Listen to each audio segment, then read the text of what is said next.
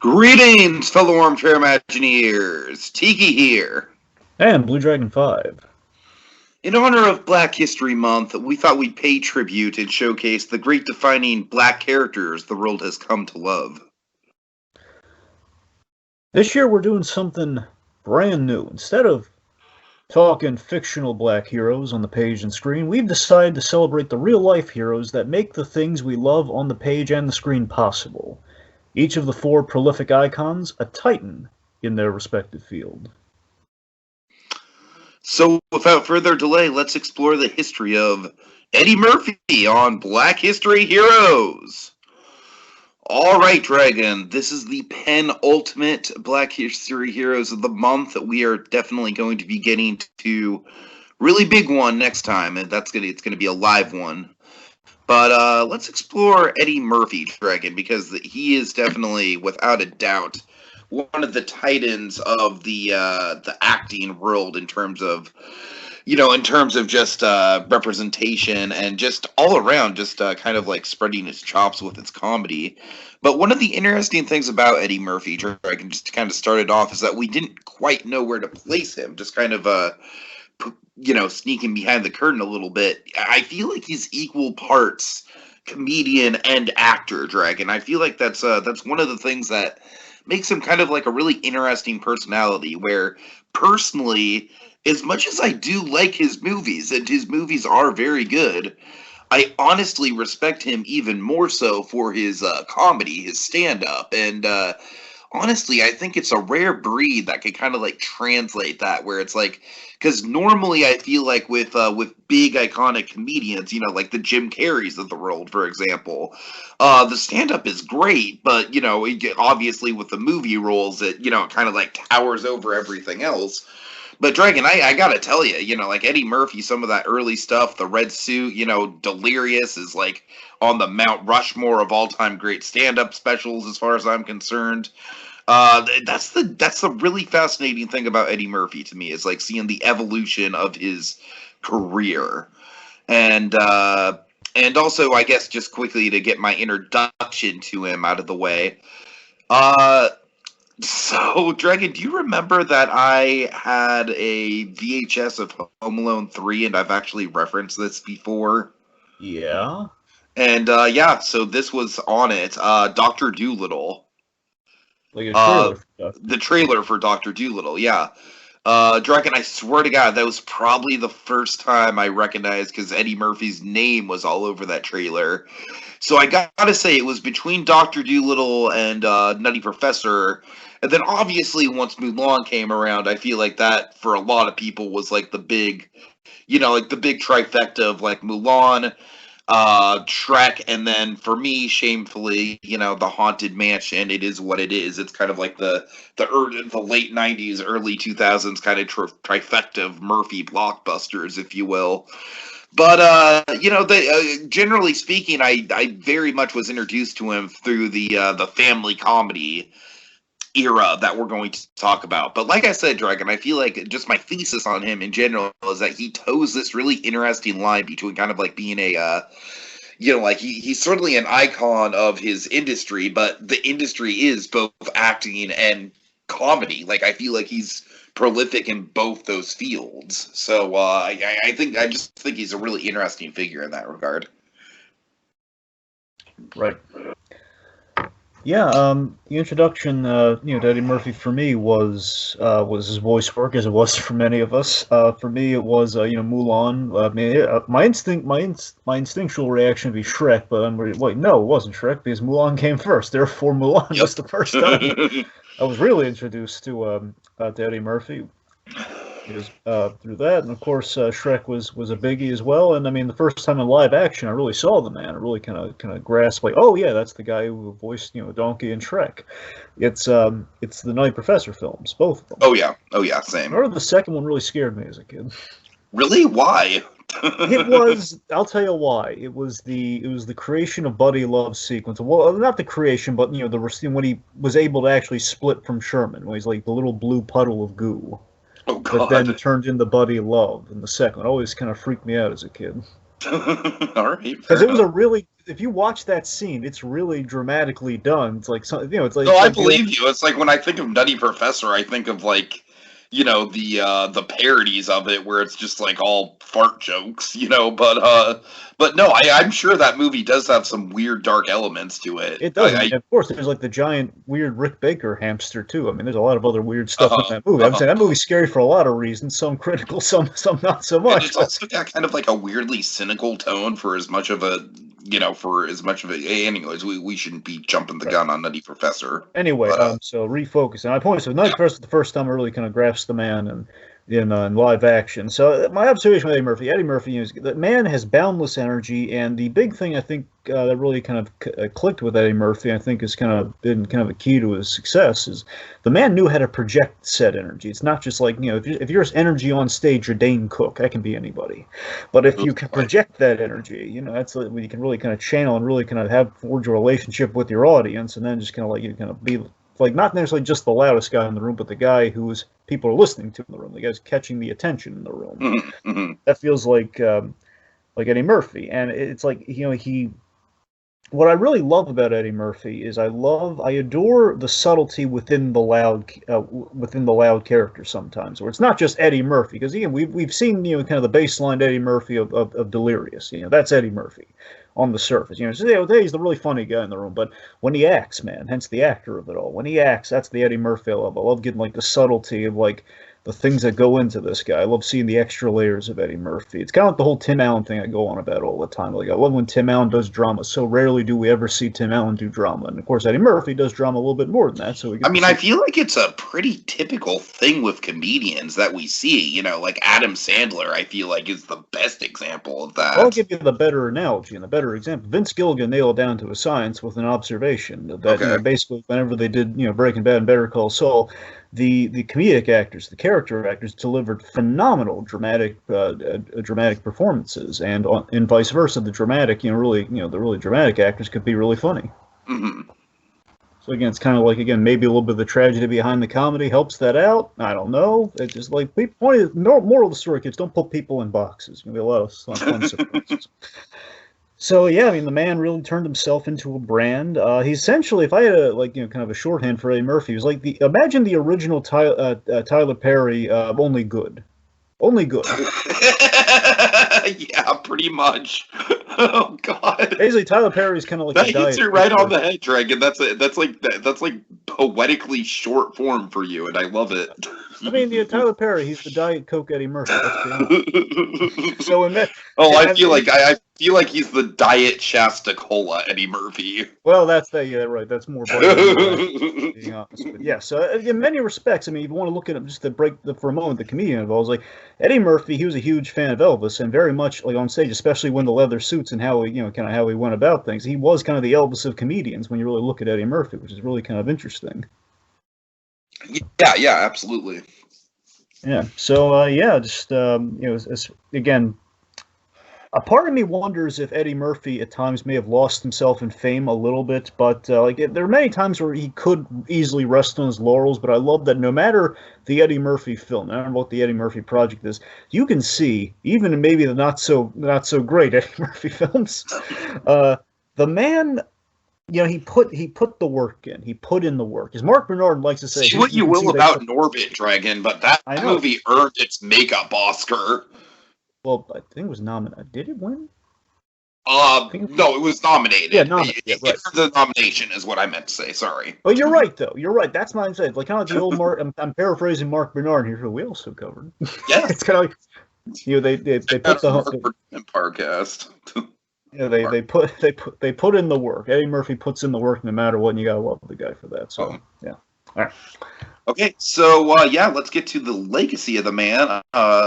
So he had basically an instant rise to fame, Dragon. It's one of those situations where it was just kind of like lightning in a bottle, one of those classic, like, oh my God, you gotta see this kid.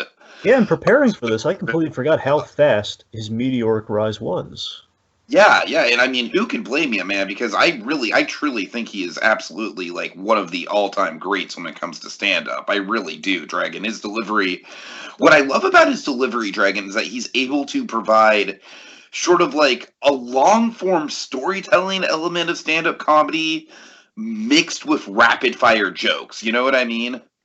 Like, he's able to set up a situation and he'll just, like, drag it out, like the ice cream bit, which we'll get to. Oh, we You know, will.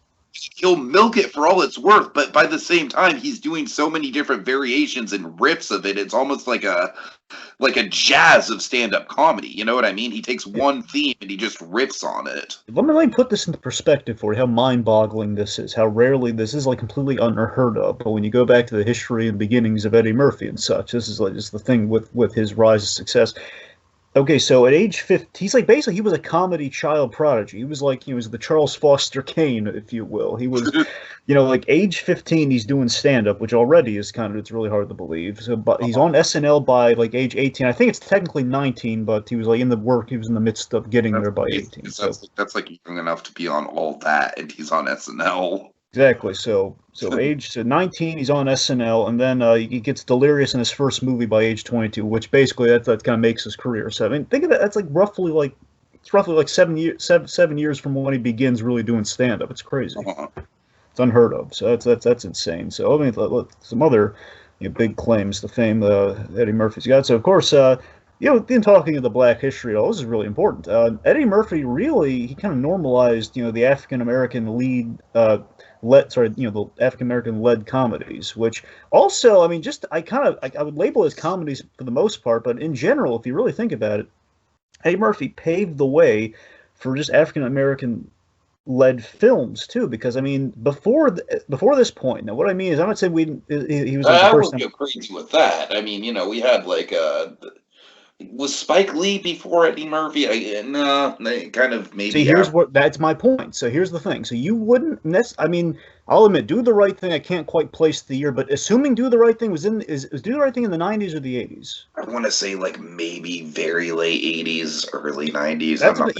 So even any way you slice it, if it's late 80s or early 90s, which I think it's the early 90s, because Kevin Smith's always talking about that, so I think it's that. Anyway, okay, so if you think about it, you never had an African American led movie, as in there would be a supporting character, it'd be number two, it would never be like a black lead actor. I mean, even going into the dramatic side of things. I mean, look at going to the early 80s, which again, Eddie Murphy, he's in films. I mean, I can point out a couple examples, like Night of the Living Dead being the one that comes to mind immediately, but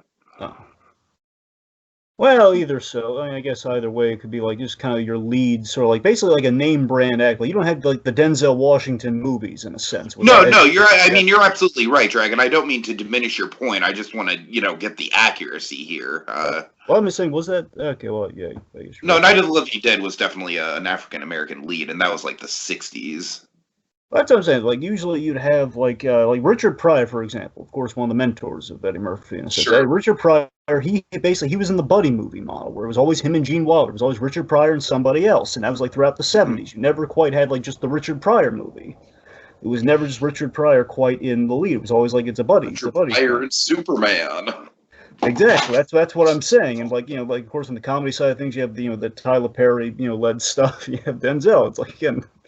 So again, he really paved the way for just like let's go based on the black talent, which was kind of which was not done at that time until he came along and kind of normalized it. And he was the first to go against the kind of the trope in the 80s, so to speak, of we weren't just like kind of going through the we're not doing the obvious black jokes that we would do in the 70s with Richard Pryor stuff.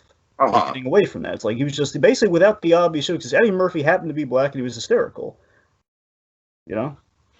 Right. Yeah, absolutely.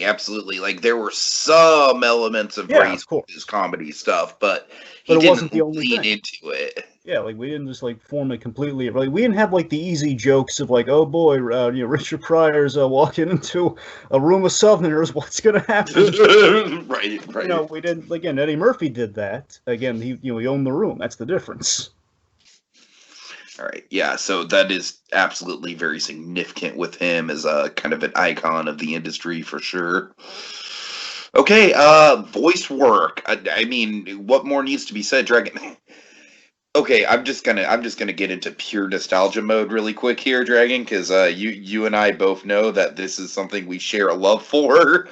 Animation Academy. Is it fair to say that you have more fondness for Eddie Murphy and Mushu in Animation Academy than you do in Mulan in general? And I need to check myself here because I'm not even sure if that is Eddie Murphy in Animation Academy, but Okay, just well, the I think. character of Do you mean the Mushu. Art of Animation exhibit, or I mean, is it specifically called? I always call it the Art of Animation The Art of attraction.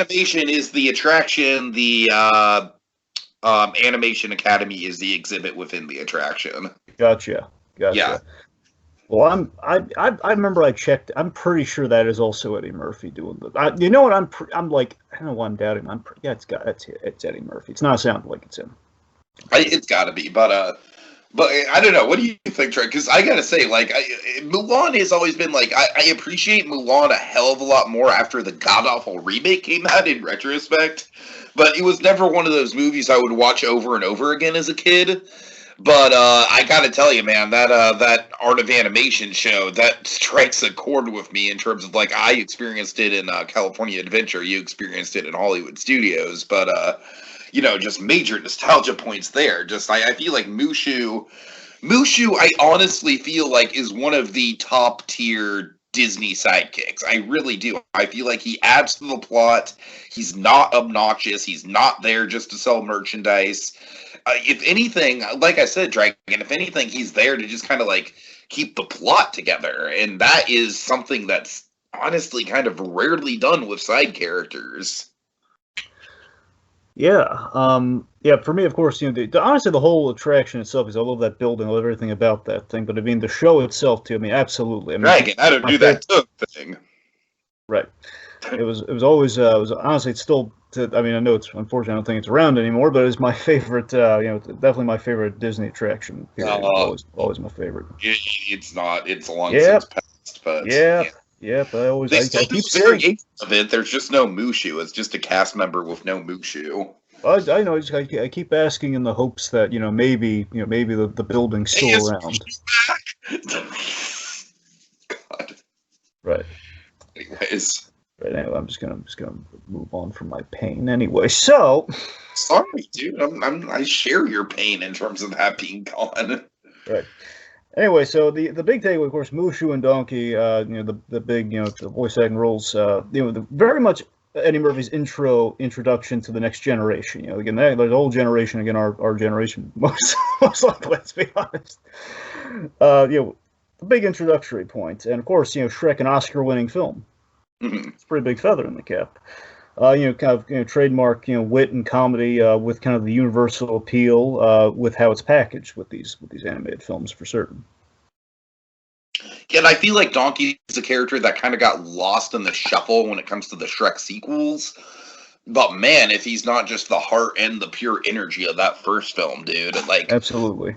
I mean, I feel like he's absolutely got, like unquestionably all the best lines, Dragon. He's got like the lines. He's got all the lines. I don't want to dwell on this because we got to we got to move on. But did you ever see the Father of the Pride episode with Donkey in it? Oh dear God, I'm sure I did. Yeah, I'm sure I did because I was watching that show regularly at the time. I mean, but yeah, that we could do a whole podcast. I know, it's all I want to know. I just want to know if you saw it. Okay. I know how you feel. Oh yeah. I know. Okay.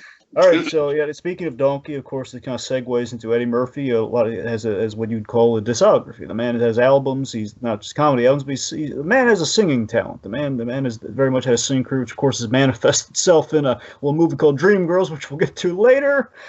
But I mean, pretty much like from I'm a Believer onward. I know he's sung before that, but I'm just saying he's very much kind of known for his singing talents as well. Yeah, do you know like anything in particular like is it just purely sort of like that Dreamgirls era stuff or I want to say that Eddie Murphy's done predominantly covers. I don't think he's necessarily written music, but it's like he's just done covers. That was his whole act in the beginning. Like he would do like an Al Green song or so. So it's very much Sure.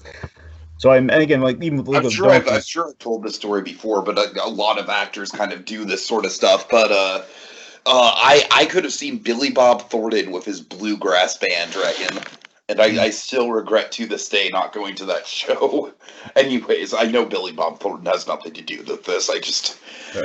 But anyways, sorry. So, big award. Of course, there are many to pick from. I think the most prominent one to mention, in regards to the accolades, would be the Mark Twain Prize for American Humor. That's a pretty, in 2015. That's a pretty significant honor. You know, I mean, just to say that the world saying you're funny. Mark Twain says so. That's pretty big. Yeah, that's a very simple way to say that. I like that. Yeah, Yeah. You're funny. Of course, he was also nominated for Dreamgirls for Best Supporting Actor. I don't know, was he ever nominated for anything besides that? I don't think so. No, yeah, he was nominated for that, and very infamously, it's like the whole he walked out. But how can you blame the guy's like, oh, I should have won for that, and he just walks out. Like, who can blame him? Oh, did he walk out? I don't even remember. Yeah, it was like a whole thing. Like he was nominated, and he walked out, and it was very publicized. Like Eddie Murphy storms off. I mean, can you? Oh God, do you remember who won that year? God, I'm trying to. Curious. Well, that was 2006. Okay, that was 2006. Oh God. Yeah, this is George Carlin. Carlin, really? Wait, no, I'm sorry. I get these two mixed up. Alan Arkin. Oh, right. For Little Miss Sunshine. Yes. Yeah. Well, there you go. And honestly, I don't even think... I love Alan Arkin, but I don't even think he should have been nominated for that movie. I think Steve Carell or Paul Dano should have been nominated for that movie. But I digress. Anyways. Point being, so let's see. Okay, so... last thing, which of course is going to be a really relevant one to some stuff we're going to be talking about soon, but also to a movie coming out next month. So, Coming to America, the original one, Coming to America, which is an Eddie Murphy film of great note, which is getting the sequel next month. Essentially, I tried to verify this, but essentially, I don't know if it still remains true. I want to say it historically has been the highest-grossing all-black film pre-Black Panther. Before Black Panther came around, essentially, this is the comedy version of Black Panther 2, if you really look at Coming to America.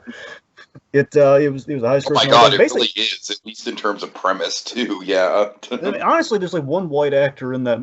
It's Louis Anderson, but it's a really small role. So it's like white actors in Black Panther as well. Exactly, that's what I'm saying. It's about even. I mean, you really. It's also fucking Louis Anderson. That's so random. I love that. Louis Anderson at the McDowell. Louis Anderson. I'm Louis Anderson. God. Anyways. But yeah, seriously, that's another big honor there. Again, the highest all black film. That's really big. Yeah, absolutely. Okay. So let's see. Let's get into the origin story, Dragon. So Eddie Murphy, he was not always a towering icon of the industry, Dragon. Once upon a time, he was just a child in Brooklyn. Why don't you tell the tale? Yeah, so he grew up in a funny home in Brooklyn. Honestly, he came from, and of course he's referenced this in his stand-up, especially in Delirious. He came, he was kind of in a low-class neighborhood. He was on welfare like everyone else in the neighborhood. The idea was like there was no real, like, with the exception... welfare, your dad's on welfare. Sorry. With the exception of the bit my associate is referring to. There's an example. I mean, just in general, it's like no one else. There was no real, with the exception of that one event, there was really no hierarchy. Everyone else was in as bad shape as you. So it wasn't really like really. Yeah. But that's the thing. I mean, he had a happy childhood. He had a happy childhood for the most part. I mean, in facing some adversity, despite the tragedy, because again, everyone's very outside. Yeah, everyone's. Happy childhood chasing the ice cream truck, despite the great tragedy in his life. Of course, the tragedy being his parents are divorced when he's 3, and his father is killed when he's 8 years old. Oh wow! Yeah, it was a stabbing too. It was a woman stabbed him. God. Yeah. The way Murphy's kind of talked about it, very cavalierly, just saying it was kind of the Murphy curse. A woman like if I can't have you, no one else can. Just killed him. It was very sad, and that's what I'm saying. Again, tragedy behind the comedy, folks. So then, like a year it goes. Phil Hart way to go out. I know, and but here's that it gets a little worse. So his mother was sick for a year, just for a year, and he had to go with his brother Charlie Murphy to a foster home, which is basically where he kind of really put kind of the comedic spin on things. We had like there's this horrible, basically a caricature of the kind of characters he would, like a Rasputia type, for example, that he would play years later in his many characters. Was kind of like this lady who ran the foster home, or was where he was placed with, and she was a horrible woman. It's kind of saw the bright side and the comedic potential from this. Mm-hmm. So, and also just to kind of show you the light coming out of the other end of the tunnel here, he had a very nice stepfather. Very nice stepfather, Vernon Lynch. Guy was like an amateur boxer. He worked at an ice cream plant. Nice. Very appropriately. They eventually kind of in the 70s, they move into a house instead of like, an apartment. And at this point, Eddie Murphy, this is where the impressions come into play. So this is where we get into the 15-year-old Eddie Murphy, which is where the career, where everything comes in the fray. So, Eddie Murphy, he was a real indoor kid, and he watched TV a lot. And watching TV a lot, he kind of came up with some impressions. Like he would watch Looney Tunes, Little Rascals, I Love Lucy. That's the impressions is like the gateway drug into comedy, Dragon. Exactly. Impressions were the big. Absolutely, that's what fundamentally that gave him the spark. Really, the impressions gave him the spark.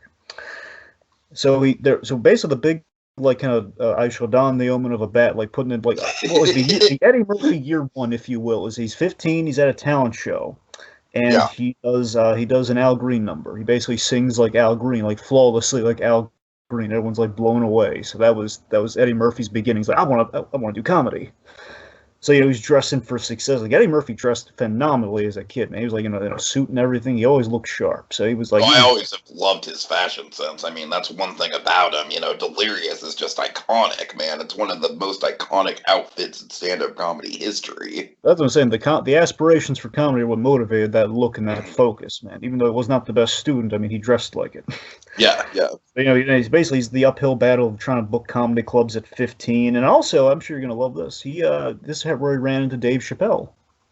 Oh, okay, yeah, of course, because I could just talk blue in the face about the Charlie Murphy True Hollywood Stories, but Dave Chappelle, Charlie Murphy, and Eddie Murphy were definitely triple threat. Yeah. So go on, talk about that. How'd that go down? So it's really funny how they met. So again, as we mentioned with old Brooklynville, Eddie Murphy, he's a comic in New York, which essentially, in my opinion, has like all the best comedy. The best comedy stuff in the world is going to be in New York. Honestly, that's where you really cut your teeth and stand up. But so Dave Chappelle was essentially like, Eddie Murphy's on the scene at 15. I want to say Dave Chappelle was like 18 at this point. I think it was either that or swap it. I think it was like 15 and 18 with Chappelle. So basically, they were really. I think Chappelle's a little older, yeah. Yeah, that's basically Chappelle was the 18. But anyways, the point of these are like these young hotshot, black comedians are really like dazzling the stand-up scene, and they kind of heard about each other, and they kind of eventually met up, almost like a big crossover event. And it was like, so you're the other funniest guy in New York, the funniest black guy in New York. Like, yeah, so are you? So they kind of met each other, became buddies ever since. I got to tell you, Dragon, we only had room for 4 people on our roster, and Dave Chappelle. Easily, man. We need to do Dave Chappelle next time we do this because, he's another one where. If we did Chappelle, that would absolutely be the comedian if we did Chappelle. Oh, absolutely. Yeah, no doubt. So, in a way, I'm kind of glad that we saved the comedian label for Chappelle. And also, really quick with Chappelle, can I just say, I'm so glad that he kind of bounced back, man. I don't know if you heard, but he kind of there were some he kind of had some really bad. I heard he had a toss up with Netflix recently. He had some bad publicity go down when he just kind of like boycotted Chappelle's show for rights issues. Essentially he wasn't getting paid for Chappelle's show streaming, and I'm really glad to hear that it's all like everything's back up and running. He's getting paid for it. It looks like he's in good public favor again. It looks like his mental health is in check, which I often worry about with him. And I'm glad to see that Chappelle's on the up and up right now, because he's absolutely someone that I feel like I follow. I feel like I care about, like, almost on a kind of like a family level in terms of just how much I followed that guy's career and how much I look up to him. Anyways, well, we'll touch on Chappelle a little bit later in our show, but for the time being, so Eddie Murphy. So the idea is that Eddie Murphy's success rate was you couldn't believe it. Eddie Murphy rarely ever bombed, which is, comedians bomb all the time. I mean, Eddie Murphy it was like a Bigfoot sighting if Eddie Murphy bombed on stage. So because of this, Eddie Murphy really he stirred up the comedy world so much they were really impressed by him, and SNL sought him out. Yeah, and like I said, it's crazy to think that this is like the general age of like an All That cast member, maybe a little younger in the all that age demographic. But yeah, when you think of SNL, you think like late 20s, early 30s cast members for the most part. But no, this is like a kid coming onto that scene. So at this point, he's like, again, as I said, he's probably like 18 or 19 at this Uh-huh. point. When he's so yeah. So the other thing too, so Eddie Murphy's only had to audition for 2 roles ever. I don't know if this has changed since God, probably since. Well, you know what? I'm just going to assume at that point he's going to be so successful. Why would he audition? I'm talking about like after Dreamgirls. I'm trying to think of like if he had to audition for a role. The point being, Eddie Murphy historically he's only had to audition for 2 roles in his life. The first one is SNL, where he did an audition where he sought him out, so they tested him out, and he used the old Richard Pryor Chevy Chase word association gag on Saturday Night Live. You ever see that? I think so, yeah. Yeah. Anyway, so they do that with Joe Piscopo and.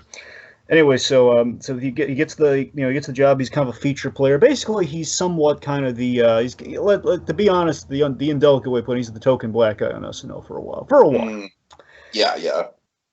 But then he gets his big break. So his big break is awesome. This will take us to the end of this. So the big break is that he SNL for some reason went on a little earlier than they used to than they were supposed to one night. So they had time to fill. So they bring out Eddie Murphy to do stand up to open the show with. And he killed it so much. That's when they bumped him up from a feature player to kind of one of the main cast. Nice. But as I'm saying, the man was born under a lucky star in that regard. And again, it's kind of nice to see all like the tragedy balance out with all the good fortune that has found Eddie Murphy that early in life. It's kind of nice. Mm-hmm. Yeah. Okay, so let's see. So let's get to some milestones then. Sure. He's Gumby, damn it. Yes, so SNL. So of course SNL. He's there for 4 years on SNL. And this, by the way, this 4 years on SNL. This is when Lorne Michaels he kind of took a sabbatical from SNL. So this is like you don't have the smart guy in the room, the guy who handpicked all the people at this point. So this is kind of a rough year for Saturday Night Live. Yet they were struggling. Yet Eddie Murphy steps up to prominence, and he basically carries the 4 years. Yeah, and I think Eddie Murphy's characters were honestly some of the original kind of iconic SNL characters, if I remember correctly. Oh yeah, I mean, let's just highlight. I mean, the 3 MVPs. I mean, of course, you got Buckwheat. Uh-huh. You got Mr. Robinson's Neighborhood, which is probably the best. Which I think it's amazing that Fred Rogers was actually liked it. He did. He approved. I feel like that is the true testament to how good that was that it got Mr. Rogers' approval. And you know what? I mean, at the end of the day, I mean, it's not that they just called it, Mr. Rogers. Again, it's Mr. Robinson. So if ever press like, oh, that's not me, that's Mr. Robinson.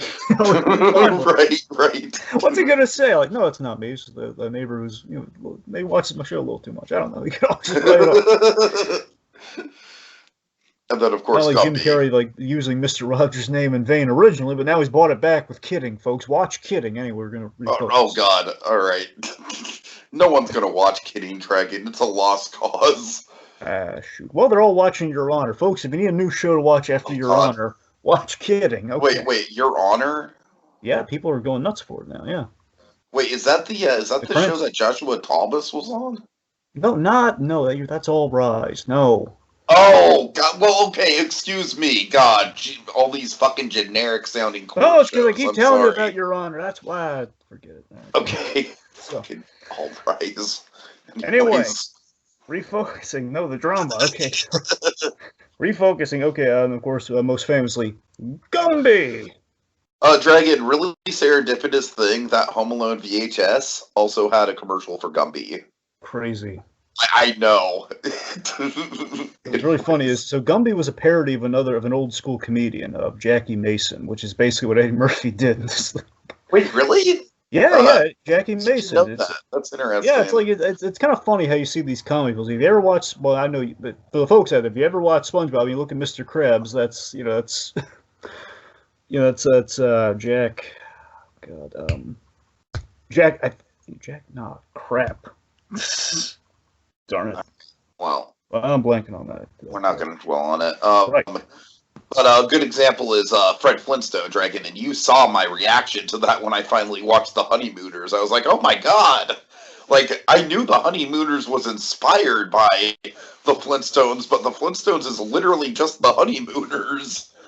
Oh, go Jack Benny. That's what they was thinking. Okay. Jack Benny from Mr. Krabs. But yes, gotcha. Yeah. Anyway, yes. All right. Anyways. Yeah, of course. So, anyways, the point being, like a huge boost on SNL, which kind of ties into the Delirious and Raw, which it's kind of funny if you look at Delirious and Raw. Raw is Eddie Murphy post doing movies, where Delirious is like him probably either at the same time or right after his first movie. So that's kind of where that's kind of the difference. Because if you look at Raw, which they're both on Netflix, by the way, you ever look at Raw? There's like it's made like a movie, as in it was released theatrically, so they kind of use better cameras, and it's like there's a little bit of a story, and it opens with like kind of this opening of seeing Eddie Murphy perform for his family, which is really funny. And Delirious, I mean, like, what more needs to be said, man? I mean, I can't exactly say I've seen every stand-up special ever, far from it, but Jesus Christ, in terms of the ones that I've seen, ironically, Dragon, it's that and then Dave Chappelle for what it's worth. Those are like the two big ones for me that I think kind of stand up above all the others. And Delirious, like you said, Elvis is such a great counterpoint to that because of the swagger, the suit, everything about him. And like, do you agree with my assessment of his stand up in terms of like, his ability to kind of like weave a long narrative, but also have like, kind of like interpret all these different riffs on the narrative? Oh yeah, I agree with that for sure. Yeah. Mm-hmm. So at this point, Eddie Murphy is tracking the rise here. So again, he's very much like kind of he became the star of these years of SNL. He's very much the new John Belushi of the cast. Which then, for me, he's making a name for himself. He's recognized. He's on TV all the time. He's got these two really big hit specials, particularly the first one at this point, which then kind of leads to the film career. So again, once he leaves SNL, he's really full-time going on the film career, which brings us, just to name some of the big, iconic, huge victories here. So let's talk 48 Hours.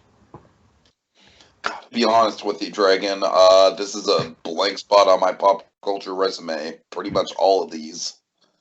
Well, what I want to lean on just for a moment here before 48 Hours. Again, this is kind of, you see the progression of how Eddie Murphy's somewhat changing the industry here. So we have how he is changing the industry, where we have like the buddy duo model that Richard Pryor did. That's kind of what 48 Hours is. Okay, it's a buddy cop movie essentially. Again, the convict and the cop being I don't like you, convict. I don't trust you. Yada yada yada, whatever have you. And of course, the bar scene is very historic, and Eddie Murphy's kind of pushing the boundaries a little bit. Like, for example, his character was originally supposed to be called Willie Biggs, which is stupid. They changed that. God. So of course, the bar scene where basically walks in there, and there's like there's potentially a racist situation that's about to happen. Eddie Murphy just throws the glass, like, hey, do I have your attention? Now he's completely owns the scene, and that's like Eddie Murphy's big first mark on film. That's where he made. That's like, okay, now people will know the name Eddie Murphy because of that scene. If they didn't already, if they didn't watch TV, if they only watch movies, that's the moment. Mm. And fun fact, so this also helped him big time. So Nick Nolte, he was supposed to be on. He was supposed to host. This never happened. This is like a thing that never happened. So Nick Nolte was supposed to be on SNL to promote the movie, but he got really drunk. Really drunk. Oh God. So Nick Nolte, he couldn't come on. He apologized. He's really good. He's really friendly with Eddie Murphy. He said, I'm sorry, I can't come on. But listen, talk about it all you want. Like, tell him I'm drunk. Tell him the reason by all means. Yeah. Here's what they do. So Eddie Murphy, he basically goes on the opening, and he gets to announce to the world that he's now the host, because it was like a last-minute thing. So now the other star we promised you a star from 48 Hours, we're going to deliver. So rarely does one of the players in SNL at that time get to be the host. Oh yeah, that is weird that you think about it. Yeah. Insane that when that happens years after they're on SNL, not while they're on it. He's in the middle of his tenure right there. It's crazy. Sure. All right, so trading places. Dragon, I'm sorry. I'm much more familiar with Beverly Hills Cop and Coming to America. You need to take the lead on this one as well. Yeah, okay, I'll toss you that. Okay. Okay, in a second. Okay, anyway, so big takeaways. He's paired with John Landis as a director here, and very much kind of a commentary on the 80s, kind of Wall Street and the yuppies of the 80s, and basically overprivileged white men who make dollar bets with the misfortune of others, pretty much like nature versus nurture. It's like, imagine Statler and Waldorf, but just take away all the redeeming values. That's these two guys. Anyway, so this is, again, slowly but surely, Eddie Murphy's working his way up to the leading man role, where it's like him and Dan Aykroyd, and he pretty idea being that in these movies progressively, as basically until we get to Beverly Hills Cop, Eddie Murphy stole the film. People love him. He killed it. He playing like the homeless Billy Ray Valentine with that hilarious blind beggar bit, and I love the movie kind of parallels his career in that it's like a lot of good luck and a lot of good fortune that is kind of along with Eddie Murphy's signature craftiness and just kind of his good. No, Dragon. Let me ask you something. When did the multiple characters thing come into play? Coming to America. Coming to America. Okay, I just wanted to make sure. So I like to say, and this transitions to the Beverly Hills Cop, but I love that it seems to me people love seeing Eddie Murphy in control of a situation, in control of the room, and living it up. Basically, happy Eddie Murphy. People love seeing happy Eddie Murphy. Like, look at him, he's getting all this. I feel like the man does have one of the most magnetic smiles in cinema history. Really, I really do. 1,000% Tiki, he does. So it's like people love seeing Eddie Murphy living it up, and again. Whatever, which again you never saw before, it really that much in your films, and it's love that we get the, it's love that we're he's building a brand already with that, so that leads to let's let Eddie Murphy be the lead draw, which is Beverly Hills Cops. All right, my nostalgia for Beverly Hills Cop, Dragon. I rented it when I was like 10 years old. This was in the same time period that my parents were letting me watch shit like The Shining, so it was like kind of common for me to watch movies like this. And it went over my head. It went over my head, Dragon. I did not like all the topical humor, all of the the race-related humor. I don't know. This is another one where it's like, I've certainly seen it. I know that in my lifetime I have seen it, but I absolutely need to revisit it as an adult. It's still a kind of a blank spot. But in terms of his career, absolutely, it kind of leads him into the leading man role for sure. And what I like about it is it kind of takes like sort of some of the signature of you got the I believe he's wearing a red suit in that, right? Well, I mean he's wearing like a Letterman jacket, which right, but it's red. Well, here's the thing. I think there's I don't want to just say it's right. I think it has like red on. I don't know if it's like really red, but. Okay, I'm sorry. For some reason, I'm thinking that there's... Well, there's a gag in the movie where he's walking down the street and he sees people wearing, like, the Michael Jackson suits, which are red and all sorts, and he's laughing, which is like a reference to, hey, Eddie Murphy's worn that. This is why I need to revisit the movie. Okay, I'm sorry. It's like a fourth wall joke, going, hey, he's laughing at the leather suits, which guess who wore that? Right. So, believe it or not, Coming to America out of all these is the one I am most familiar with, which is the one that's getting a sequel, so that's fun. But of course, Coming to America is the big kind of like Eddie Murphy playing multiple characters thing. But yes, Beverly Hills Cop, absolutely kind of a cornerstone of just the leading man role, Dragon. Because like you said, he's kind of like building to that with sort of the buddy cop stuff and kind of like the duo roles. But Beverly Hills Cop, absolutely spotlight solely on him, leading role, title role. So definitely a milestone. Of course, Axel Foley, insanely funny, for sure. And it was originally supposed to be a Sylvester Stallone film, if you can believe it. Really? Yeah. And by the way, so there's a downside to Beverly Hills Cop. The downside is that while this is a huge win for Eddie Murphy, again, like Eddie Murphy's star power gets him a lead in the film. That's big.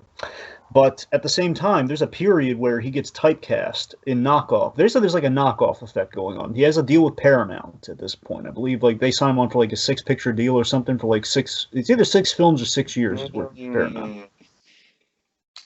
And essentially what happens is, he gets stuck in like these, like, hey, it's Axel Foley as a holy man. It's Axel Foley as the golden child. It's, basically they're taking the Axel Foley model. Oh, God, that's painful. And then there's like, so sometimes that was for like years, for like pretty much, Eddie Murphy did have like kind of like a stale period.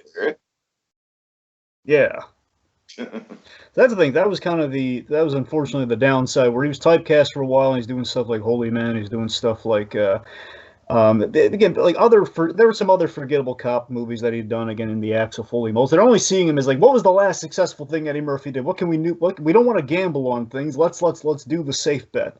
Of course, other big claim to fame, huge iconic theme. Dun, dun, dun, dun, dun, dun, dun. No one's ever going to forget that from Beverly Hills Cops. And Albuquerque verse alumni in this. One of the bad guys, one of the big bad guys, the wonderful Jonathan Banks.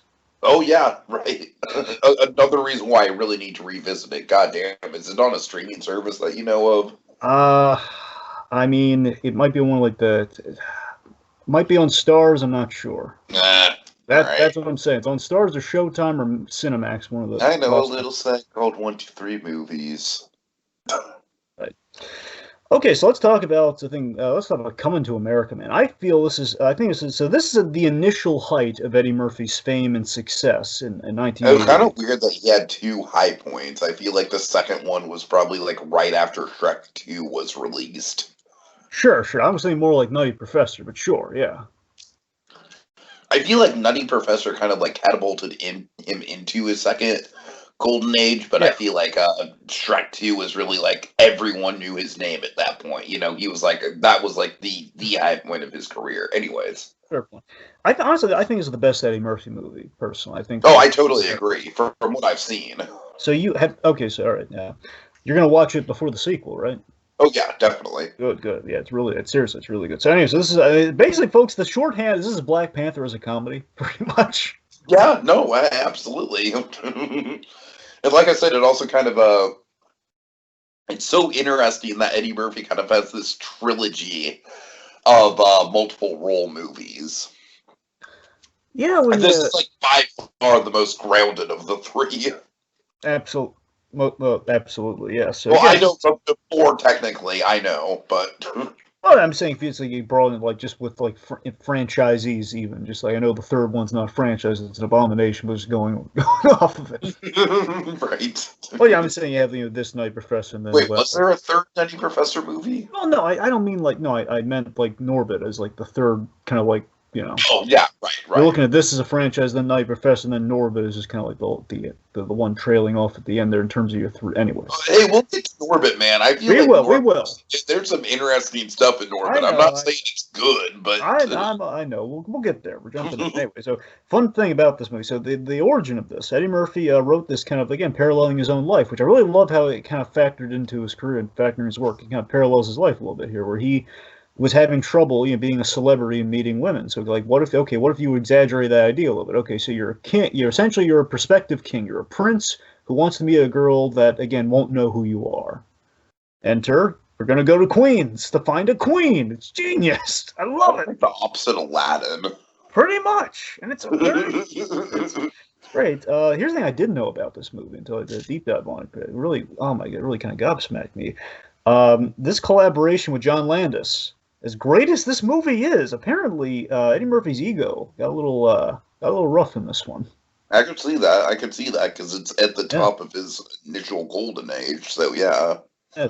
He kind of really, he's kind of biting John Landis's head off a little bit. Like, no, Eddie, no, this is supposed to be a happy movie. What's happening? No.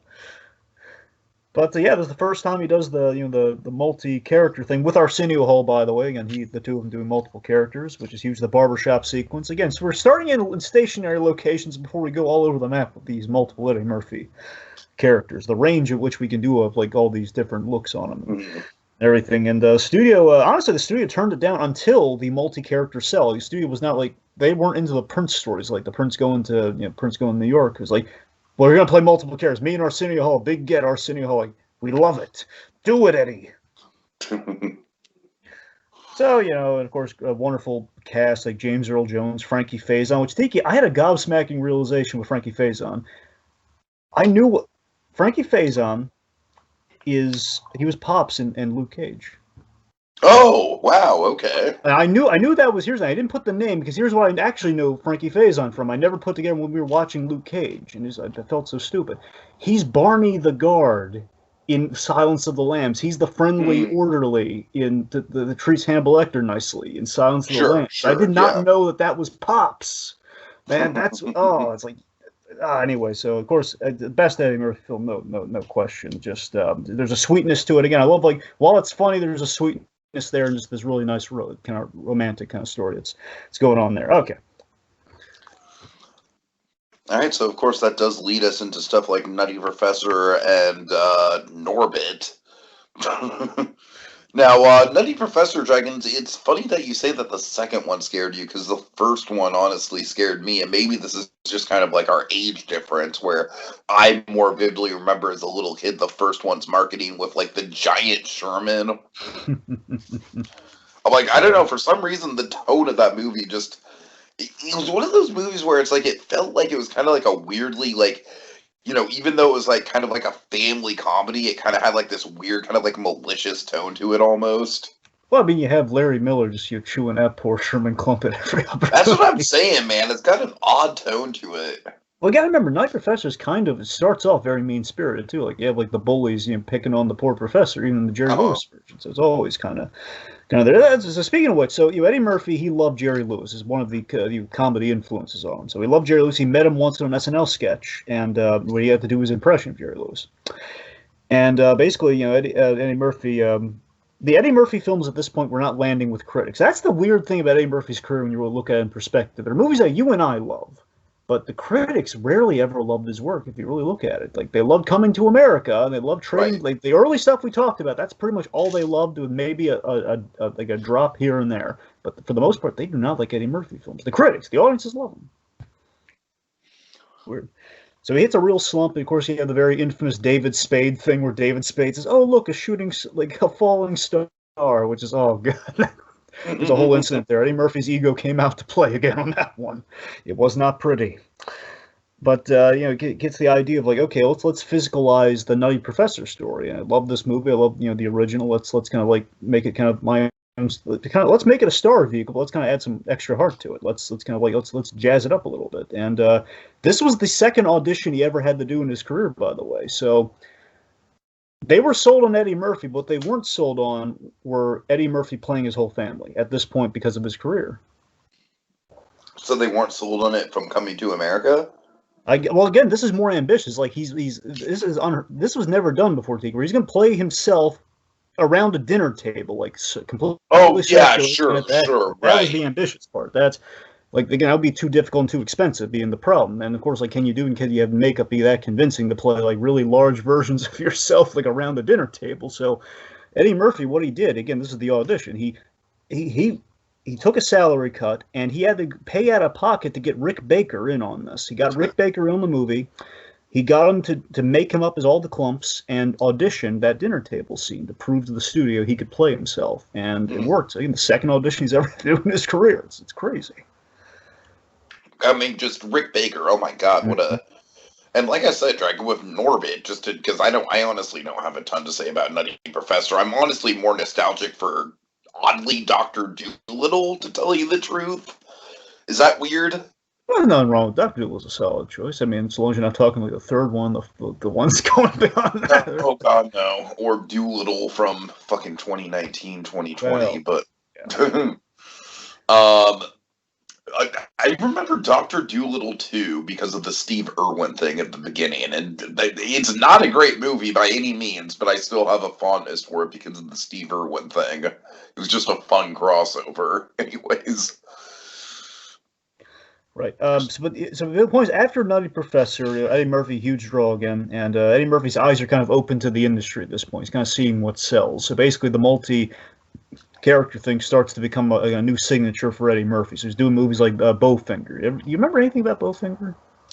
No, I never saw it. I remember it existing in the in the video store. I remember walking by it, but I never checked it out. Yeah, I saw a clip of it. I never went back to it. I heard it was really good. And the premise is really genius. It's Steve Martin's trying to get a movie made, but he has a really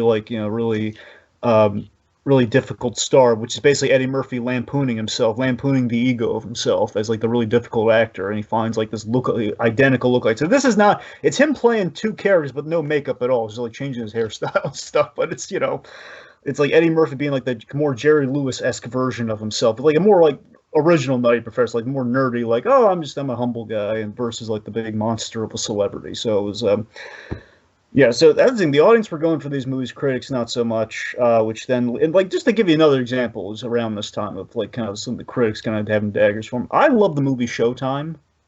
No one else does. I love it. Showtime. I don't even remember that. I mentioned it when here's the thing. Before I realized that every time Jimmy McGill said every time he said like it's Showtime, folks, that's actually a Bob Fosse reference. I for a moment thought it was a reference to Showtime, given how in the early 2000s Better Call Saul was in the first season. And Showtime is a movie with him and De Niro. It's a cop movie with him and De Niro, and it's a satire on reality TV, which is really funny. I loved it. I always go back. Like there's we have William Shatner in with a really funny cameo where he kind of like teaches them how to do T.J. Hooker cop stuff. It's really hilarious. But yeah, as I'm saying, like, Eddie Murphy's making films that are kind of flying under the radar with the bigwigs, and of course, very infamously, Pluto Nash, probably the worst movie he's ever made. I like Pluto Nash for its ambition, Dragon. It's not a good movie. Don't get me wrong. It's not a good movie at all. No. But I kind of respect it, though. It's kind of one of those weird, like, I feel like it was kind of a movie that bit off more than it could chew in a way with its concept, you know? I mean, yeah, sure. I mean, yeah, the thing is the script is terrible in that movie. None of that movie makes sense, but the idea of, like, okay, futuristic nightclub owner, it's not bad. I love the idea. That's the thing. The base idea of it is... And who doesn't love Rosario? The cast is good, too. I love Rosario. Uh-huh. And I love kind of like the 50s, kind of like Pulp Fiction aesthetic to it, you know, like the pulp sci-fi. Yep. Like you said, it comes down to a terrible script, but god damn it, it was a good blueprint with a bad foundation. And of course you have like the Meet Daves of the world and everything. Oh, Meet Dave is like, I will argue Meet Dave is 1,000% worse than Pluto Nash. Oh, you're crazy. Okay, you're crazy right now. That is like, At least Pluto Nash had an interesting premise. Look, come on, at least Meet Dave, you can watch Meet Dave. It's not great, but you can watch it. Okay. All right, we're going to agree to disagree on this one. Fine. Okay. I could defend Meet Dave compared to Pluto Nash, believe me. Like I said, I'm weirdly a fan of Pluto Nash. This has literally never come up, but fuck it, we're having this conversation now. Anyway, speaking of, so then we get to Norbit. Now, Norbit, as I mentioned this, Norbit comes right after Dreamgirls, which is basically... Oh, God. So a lot of people theorize that's why he didn't get the Oscar, because Norbit came out right after. I don't think so. I really doubt it. I mean, I think it's suspect. People send in their ballots months in advance. I don't think it had that much, because that movie came out in like February. The Oscars must have been in like March. I'm sure most of the ballots were already. I'm sure you're right. I'm just saying sometimes people look for logic and conspiracies, so ergo, But at this point, honestly, Dragon, I just think Little Miss Sunshine was just kind of like an embarrassment of riches when it came to supporting actors in general, and they had to give it to someone from that movie that year. Honestly, I mean, I don't think you're wrong necessarily. I can't remember who the other nominees were, so I can't weigh in on it. But sure. I mean, like I said, I think the wrong person got nominated for that movie, but I do think the right movie won in terms of the supporting actor category. So at this point, Eddie Murphy's kind of made a choice. He kind of has like a crossroads choice of like, do I want to make movies for a built-in audience that's going to deliver, or do I want to make movies that are going to get me all the Oscar acclaim a la Dreamgirls? So I think the Sandler dilemma. Pretty much, and again, Eddie Murphy kind of went with except fucking Uncut Gems didn't earn Sandler an Oscar nomination. You know what's funny? Since you bring up the Sandler point, he made a Sandler choice early in his career. You want to know what happened? What? Okay, so he was offered Rush Hour, but he chose Holy Man because for the Sandler reason, he wanted to go on vacation. Basically, a Rush Hour, you're going to be really physical. You have to learn karate. You're going to have to running and jumping. Rush Hour wouldn't have helped his career in terms of it would have been another Beverly Hills Cop knockoff at that point. You know what I mean? I honestly feel like he would have been good in it, but I feel like. I feel like the movie wouldn't have been as successful just because it would have been viewed as a Beverly Hills Cop knockoff. Does that make sense? No, I hear it. I'm just saying, and the main reason he took Holy Man essentially was you get to go to Hawaii, you get to go on location, and just make a movie. That is not a bad reason to take a movie. And if you think it is, just live your best life, Adam. Live your best life, Eddie. I'm all for you. Anyway. So, so Norbit, though, what would you like to say about Norbit? About what? Norbit. Oh, sorry. fucking phenomenal makeup, man. I don't care what anyone says. The movie is shit. The plot is shit. It's toxic as hell. It's just full of bad morals and bad messages. But I can watch it just based solely on the makeup. It is impressive makeup. There was always the thing that always stuck. Here's the thing. When I saw Norbit, the thing I love about Eddie Murphy did persist in that film, and I could respect it that much, is that I would love that, again, even in the most riotous, ridiculous, situation, in Norbit's case, where, again, this was like, okay, I'm kind of checked out on the believability of this world, and just kind of like the cynical kind of tone to all this. But what I can get behind is what I love in something like Nutty Professor. I love that, beneath, the makeup and all the stuff there is kind of a sweet, like the Norbit character was the heart of that movie. Eddie Murphy playing this sweet and endearing character. Of course, I disbelieve a situation like if we get this bad and it's terrible. But I root for that character. The Medea-esque character in that movie. I don't even. That's her name, Rasputia. Jesus Christ, that's her name. Yeah, I mean that is just a terrible character, Dragon. I feel bad because Terry Crews is in that movie, and I love Terry Crews, but it's a waste. I mean, I think it's interesting that you mentioned that he based the character off of the what was it, the lady at the foster home, which I'll admit he never said. I'm just drawing that parallel, seeing how that woman's been described. Looks pretty much Rasputia. But no, in terms of like a film character, it's awful.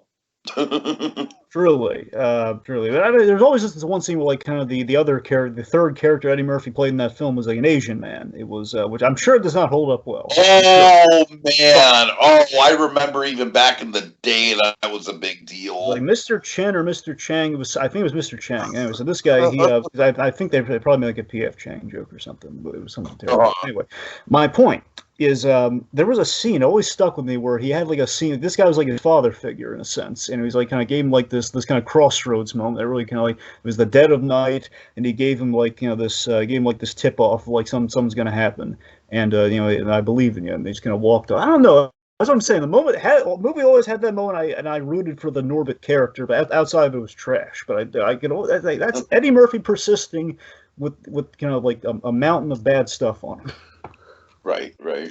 Anyway, so one day these movies are all being sold on his name, but some of them not so well regarded. But again, he put the work in, so that brings us to kind of the resurgence. That's going to get us out of the state of affairs. Let's talk about kind of the family-friendly resurgence of Eddie Murphy. Let's talk about the Dr. Dolittle of it all, Tiki.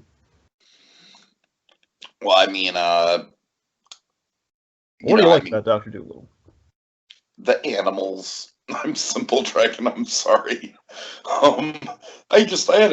Dolittle is a very simple kind of movie. It's a very simple comedy. It's like, hey, let's just take Eddie Murphy, let's have a bunch of animals, let's have some celebrity actors voice the animals. It was none of this kind of like weird pseudo Lord of the Rings bullshit that the Robert Downey Jr. thing was. I mean, it was a lot. And don't get me wrong, I'm sure the Robert Downey Jr. thing is way more accurate to the source material because it frankly has the tone of something that was written over 100 years ago. But Eddie Murphy made that Dolittle story cool, man. Yeah, absolutely. I think Dolittle opened a new door for Eddie Murphy, like a new kind of like avenue of films that he could make, and it kind of signaled the transition to Eddie Murphy, the Family Man, which is honestly probably my favorite version of Eddie Murphy. I like Eddie Murphy, the Family Man. He's you know what? As much shit as the film gets, Dragon, and I still want a remake desperately. I think he is charming as hell in the Haunted Mansion. I really do. He is. Does he belong in a Haunted Mansion movie? No, he doesn't. But it's kind of like, all right, Eddie, you're here. We're stuck with you, so we appreciate you. But yeah, it's a refreshing new layer, and again, it's kind of like in the Nutty Professor framework of let's take an iconic, kind of an iconic property, and let's kind of reinvent. Eddie Murphy put his kind of like Eddie Murphy basically grounded the Dr. Dolittle story in New York, and the first one's always better. The first one was really better than the second one. I always love like Eddie Murphy trying. A very simple goal. The first one, Eddie Murphy's, Dr. Dolittle was trying to save that tiger's life, the Albert Brooks tiger, which is great. I love that story. I love Correct me if I'm wrong, but wasn't the second one about like two bears trying to do it or something like that? Yes, that's Yeah, what it was. yeah, that's really weird. Like I said, Dragon, I have fond memories of the Steve Irwin scene from the second one, but not much else. I mean, look, that movie's okay, but I'm just saying the first one was really good, though. The first one was legitimately good. And that's what I'm saying. It was Eddie Murphy bringing what I loved from the guy, where he was bringing the honest and identity. Like, this is a man who he's talking, he can hear the thoughts, he can hear, sorry, let me rephrase that. He can understand animals, and it made him look crazy, and it was really kind of weighing on how his life was going. He was a prestigious doctor. People loved. He was a really good doctor, and everyone had a respect for him. That respect was in jeopardy, and you really felt for the guy, where he's just like in over his head, and it's not his fault, and you felt for him. Eddie Murphy's always brought like an honest quality to his work, and within these characters, and I felt that really kind of set that apart from a lot of stuff, and that was really good stuff. So of course we already touched on a little bit of the whole Mushu and Donkey of it all. Of course, Mushu very much channeled Eddie Murphy's ambition. Eddie Murphy, very ambitious guy. Mushu very much wants to impress the big wigs. But Donkey. Okay, Donkey's a fun story. So Donkey, Jeffrey Katzenberg offered him Donkey, and Eddie Murphy did not hesitate for a second. Do you know why? Why? Jeffrey Katzenberg offered Eddie Murphy years ago Roger Rabbit, and he turned him down. Really? He did. Offered Roger, and I don't know if it was necessarily the voice Roger Rabbit, or if it was maybe it could have been to be the Eddie Valiant character. I'm not sure. I think it was the voice. I think it was the voice Roger Rabbit, if I'm guessing, but So it was an instant yes. And basically, this has become like Eddie Murphy's Dory. It's like the identifiable animated role for him. Oh, no doubt. I mean, you see him. He's got his own fucking Waffle House at Universal Studios, for God's sakes. Crazy, just crazy. I love that it's like we use a loquacious character, and we kind of take it back to the delirious days of Eddie Murphy, but we bring out that earnest quality we're doing in this new renaissance of Eddie Murphy films. Where the first movie always struck it best with Donkey, where you have that. Oh, absolutely, no question. The first movie is Donkey's finest moment for sure. The Donkey moment is when he meets Shrek, and the Donkey is not afraid of Shrek. Mm-hmm. It's just that moment. And of course, like his dying with Puss in Boots is great too in the sequel. I'm not taking away from that. But the fact that he wasn't afraid of Shrek, and they was really friendly towards him. And again, it was really something. And Donkey had a nice arc. He became a family man. He's very much Donkey is Eddie Murphy's spirit animal, just to put a pun on it. But yeah, it's So of course, let's talk about kind of the returns. Eddie Murphy's, he's kind of come back in a big way in the last couple of years. Let's talk about the SNL return. I honestly didn't see it. Really? I'm shocked. I thought you saw it. I don't think I did, honestly. Well, basically, long story short, he brought back all the iconic stuff. He was in the Gumby suit, man. He was Gumby. He was Buckwheat. I'm sure I must have watched it for Gumby. Yeah, I don't know. My memory's shit. I'm sorry. I couldn't remember if the Mr. Robinson's Neighborhood made a resurgence or not. I hope it did, but that was the one I couldn't watch necessarily. I couldn't find it. But anyway, big thing. They did the Netflix movie Dolomite. Dolomite Is My Name. Oh God, I love that movie. It's a reflective career piece for him. It's basically how you build a persona which parallels that Eddie Murphy's namesake kind of came about within the Rudy Ray Moore character. That's great. Okay, and of course Coming to America 2 we've already talked about. So let's talk some highlights real briefly. All right, so really quick, the ice cream truck bit is just. That must be one of his earliest routines, right? It must be. Well, again, it's in Delirious, so it's like the first recorded bit, I'd say, yeah. I'm sure. It wouldn't surprise me if he was doing that bit as a kid, to tell you the truth. Well, again, based on a show, absolutely. Right, that's what I'm saying. That's what I'm saying. Like, it wouldn't surprise me if he just. It wouldn't surprise me if he just cut his teeth on this bit, and.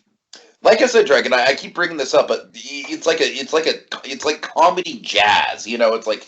He takes a very, very simple idea, the idea of running for the ice cream truck, and just does all these different variations of it.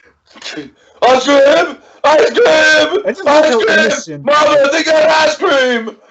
I love how innocent the bit is. That's what gets me about it. Again, it's like that sounds like it was like in the development stages as a kid. Well, you know what's funny about it being so innocent is that Delirious in itself is filthy. It's honestly exactly. like it was a we honestly like probably should have talked about that more with his stand up. Is just how how like kind of like dirty a lot of his jokes were. You know, it was kind of game changing at that time how edgy he was willing to go.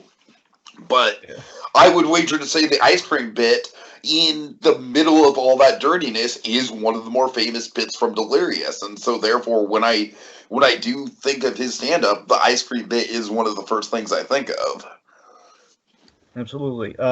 Okay, for me, I think the best scene of Eddie Murphy's career, in my opinion, is the nightclub scene in The Nutty Professor, the first one. It's a scene with Dave Chappelle. And I full-heartedly agree with Chris Rock. Honestly, a part of me wishes, like, Eddie Murphy, at the very least, they could have given him a special achievement Oscar or something, but at the very least, he could have been nominated for what he did in Night Professor, given how many roles he played in one movie and how revolutionary that was for the time. Mm-hmm.